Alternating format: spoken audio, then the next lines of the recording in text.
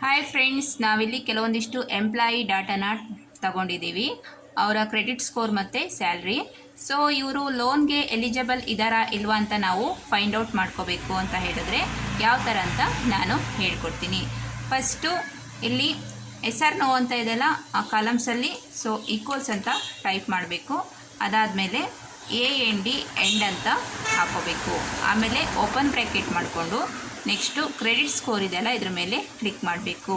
ಇದಾದಮೇಲೆ next greater than ಕೊಟ್ಟು equals ಅಂತ ಹಾಕ್ಕೊಂಡು 750 ಅಂತ ಟೈಪ್ ಮಾಡಬೇಕು.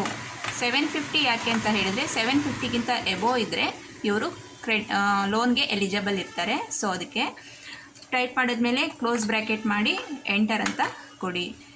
ನೆಕ್ಸ್ಟು ಎಲ್ಲ ಎಂಪ್ಲಾಯಿದೂ ಫೈಂಡ್ ಔಟ್ ಮಾಡ್ಕೋಬೇಕಂತ ಇದ್ದರೆ ಈ ಚುಕ್ಕಿ ಹತ್ರ ಇಟ್ಕೊಂಡು ಈ ಥರ ಡ್ರ್ಯಾಗ್ ಮಾಡಿ ಆನ್ಸರು ಬರುತ್ತೆ.